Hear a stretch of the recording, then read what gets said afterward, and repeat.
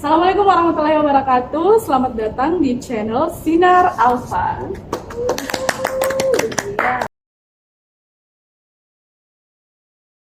Satu teori dalam satu waktu. Kali ini saya sudah kedatangan narasumber kita dari calon guru hebat. Jadi mereka ini adalah kelompok 3 PPG Prajabatan Angkatan 2024. Oke, kali ini kita akan membahas topik yang sangat-sangat luar biasa sekali ya. Topik kali ini tuh berkenaan dengan pemetaan rancangan pembelajaran dengan konsep UBD. Mungkin sebelumnya saya akan perkenalkan terlebih dahulu narasumber kita ya.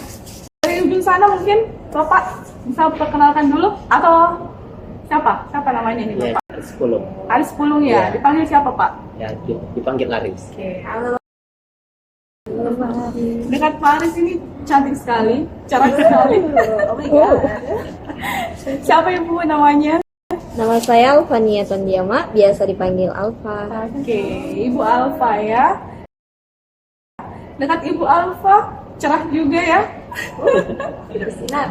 Bersinar, oh saya dong, sinar. Oke, dengan Ibu siapa Ibu? Baiklah, saya Andi Pratirwan, dipanggil Tiwi. Oke, dipanggil Tiwi. Selanjutnya, Ibu siapa Ibu? Kalau saya namanya Sri Suci Ardiantiana, biasanya dipanggil Suci. Oke, Ibu Suci. Yang terakhir, narasumber kita yang terakhir, atau mungkin teman-teman semua sudah ada yang tahu siapa beliau ini? Yang mulia Baginda Ratu, Valendria Restulandari. Iya. Oke, jadi seperti yang sudah saya katakan tadi ya, bahwa topik kita kali ini tuh berkenaan atau berkaitan dengan UBD ya. Iya. Mungkin masih banyak nih teman-teman yang kurang paham ya, apa itu sebenarnya UBD, termasuk saya ya. Saya sebagai host pun di sini belum terlalu paham gitu, apa itu sebenarnya UBD. Mungkin dari narasumber kita ada yang bisa menjelaskan apa itu UBD. Oke, Silahkan Suci. Dari yang telah saya baca dari beberapa sumber, UBD itu understanding by design. Jadi ini kayak kita merancang sebuah pembelajaran di mana kita pakai sistem backward design. Kan awalnya itu ya, kalau misalnya kita pakai kurikulum K13 itu biasanya pakai forward design. Jadi harus ada tujuan pembelajarannya dulu, baru dibuatkan assessment. Selanjutnya itu untuk yang backward design ya. Kalau backward design itu harus ada TP-nya dulu, terus kita buat assessment-nya, terus aktivitas pembelajarannya seperti itu. Jadi memang kita intinya harus jadi dulu TP-nya, harus juga jelas asesmen apa yang digunakan, nanti kita lakukan di aktivitas pembelajaran seperti itu. Oh, oleh sebab itu namanya UBD atau understanding by design, dia menggunakan konsep backward ya. Iya. Jadi backward terbang. Oke. Ini kan kita bahas tentang modul ya, modul pembelajaran. Iya. Modulnya ini tentunya modul fisika ya. Iya. Kalau boleh tahu ini Ibu, Bapak, Ibu semuanya, modul yang sudah dibedah ini dari fase apa modulnya ini? Ada di fase apa? Ada di fase E untuk kelas 10. Oh iya, ada di fase E untuk kelas 10. Oke, jadi saya langsung saja mungkin ke pertanyaannya ya. Kan ini backward, itu ada tujuan, ada assessment, ada kegiatannya ya? Iya. Jadi kalau untuk modul yang sudah dibedah ini tujuan pembelajarannya itu apa? Ya, jadi Dari Bapak Aris.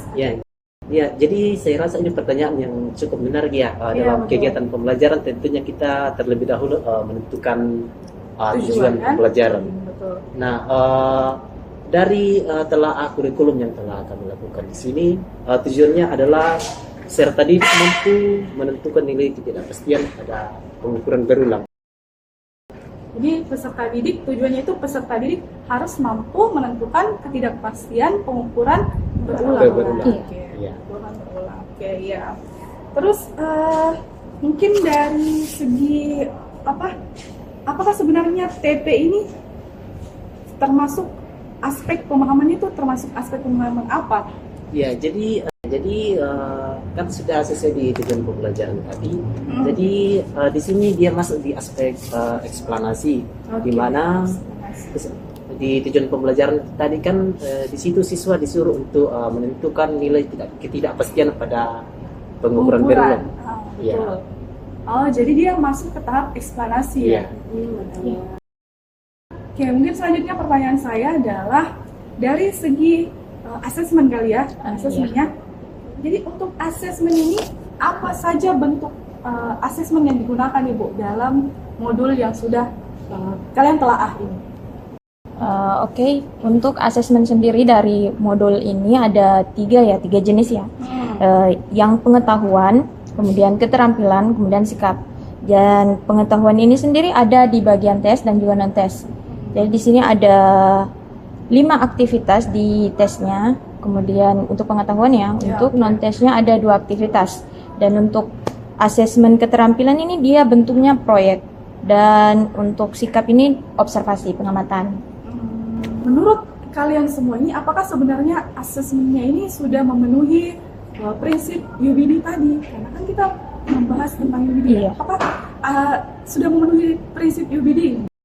Kalau dari kami kami menelaah ini, kemudian kita lihat aktivitasnya satu persatu, kita bisa lihat bahwa asesmen yang digunakan guru ini itu bersesuaian dengan tujuan pembelajarannya, yaitu untuk menentukan nilai ketidakpastian pada pengukuran berulang.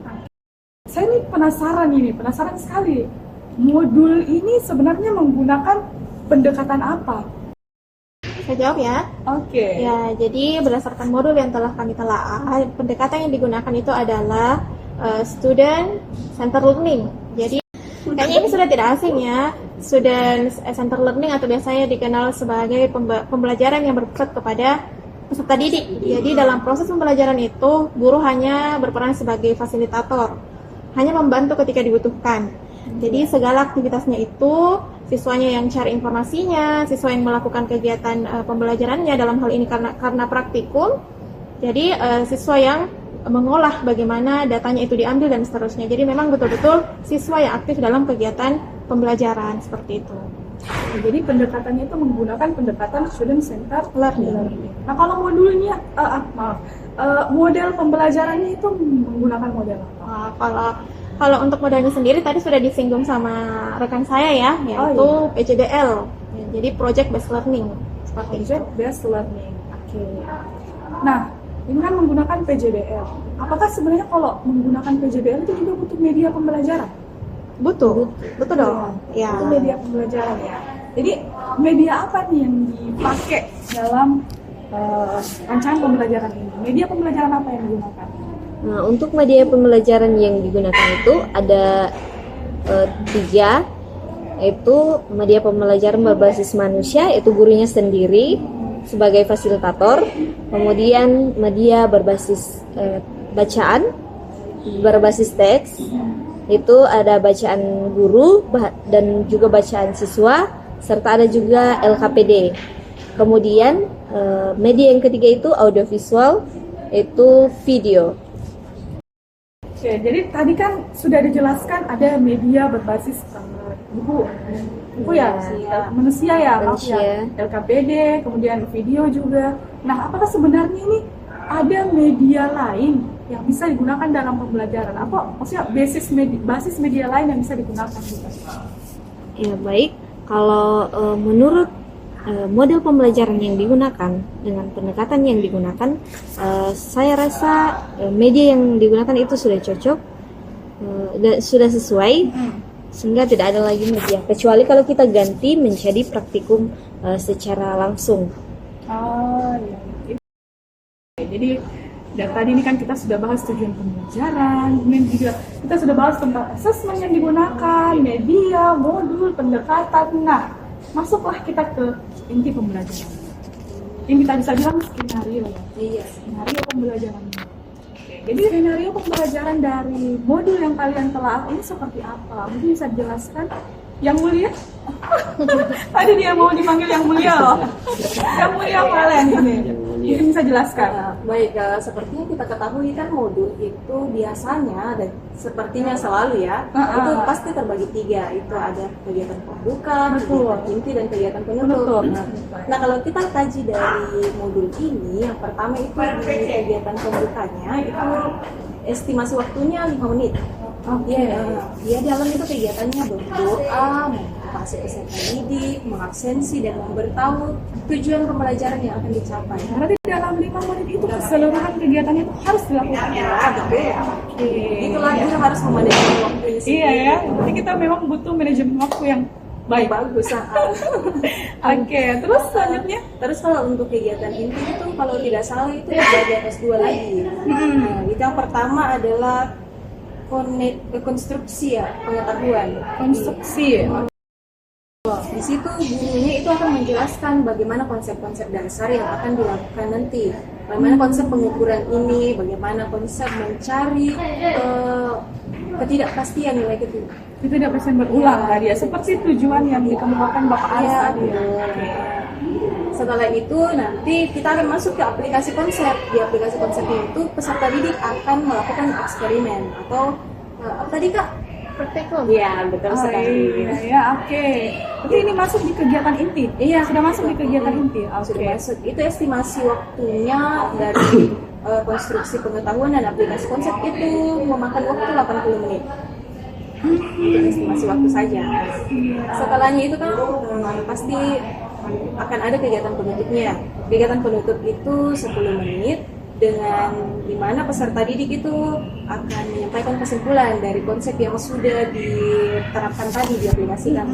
Setelah itu ada refleksi tentu dari guru juga. Dan setelah refleksi ya pasti guru akan menutup. Seperti itu.